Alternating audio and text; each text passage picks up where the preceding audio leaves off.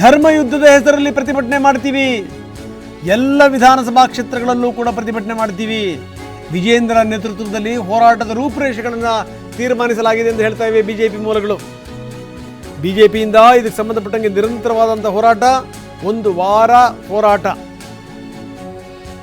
ಹೋರಾಟದ ಸಪ್ತಾಹ, ಎಲ್ಲ ವಿಧಾನಸಭಾ ಕ್ಷೇತ್ರಗಳಲ್ಲೂ ಕೂಡ ನಾವು ಪ್ರತಿಭಟನೆ ಮಾಡ್ತೀವಿ ಅಂತ ಬಿಜೆಪಿ ಹೇಳಿದೆ.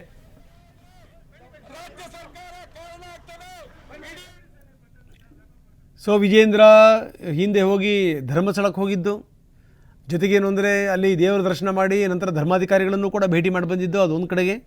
ಇನ್ನೊಂದು ಕಡೆಗೆ ಯಲಹಂಕ ಶಾಸಕರು ವಿಶ್ವನಾಥ್ 300 ಕಾರುಗಳ ಮುಖಾಂತರ ಅವರು ಧರ್ಮಸ್ಥಳಕ್ಕೆ ಹೋಗಿದ್ದು, ಅಲ್ಲಿ ಇದರ ಹಿಂದೆ ಇರುವಂಥ ಷಡ್ಯಂತ್ರ ನಡೀತಾ ಇದೆ ಅನ್ನುವಂಥ ನೇರ ಆರೋಪವನ್ನು ಮಾಡಿದ್ದು ಇವತ್ತು ನೋಡ್ತಾ ಇದ್ದೀವಿ. ಇವತ್ತು ಕೂಡ ಒಂದಷ್ಟು ಜನ ಬಿ ಜೆ ಪಿ ಕಾರ್ಯಕರ್ತರು ಕಾರುಗಳಲ್ಲಿ ಅವರು ಧರ್ಮಸ್ಥಳಕ್ಕೆ ಹೋಗ್ತಾ ಇದ್ದಾರೆ. ಸೊ ಇದೆಲ್ಲದರ ಜೊತೆಗೆ ಬಿ ಜೆ ಪಿ ಒಂದು ವಾರ ಇದಕ್ಕೆ ಸಂಬಂಧಪಟ್ಟಂಗೆ ಹೋರಾಟದ ಸಪ್ತಾಹವನ್ನು ಮಾಡ್ತಾ ಇದೆ.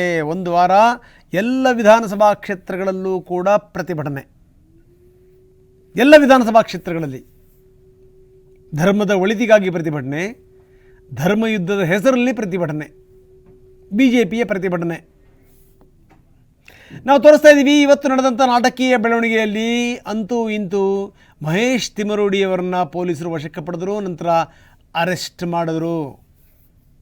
ಯಾಕಂದರೆ ಇತ್ತೀಚಿನ ದಿನಗಳಲ್ಲಿ ತಿಮರೋಡಿ ಆಡಿದಂಥ ಮಾತುಗಳು, ಅದು ಒಂದು ಕಡೆಗೆ ಈ ಸೌಜನ್ಯ ಹತ್ಯೆ ಕೇಸಿಂದ ಹೋಗಿ ಎಲ್ಲಿ ತನಕ ಹೋಯಿತು ಅಂತಂದರೆ ಅದು ಸರ್ಕಾರದ ವಿರುದ್ಧ ನೇರವಾಗಿ ವಾಗ್ದಾಳಿ ಮಾಡುವಷ್ಟರ ಮಟ್ಟಿಗೆ ಗೃಹ ಸಚಿವರನ್ನು, ಉಪಮುಖ್ಯಮಂತ್ರಿಗಳನ್ನು ಯಾರನ್ನೂ ಕೂಡ ಬಿಡದನೇ ತಿಮರೋಡಿ ಲೆಫ್ಟ್ ಆ್ಯಂಡ್ ರೈಟ್ ತಗೊಂಡಿದ್ದು ಈಗ ಅರೆಸ್ಟ್ ತನಕ ಬಂದು ನಿಂತಿದೆ.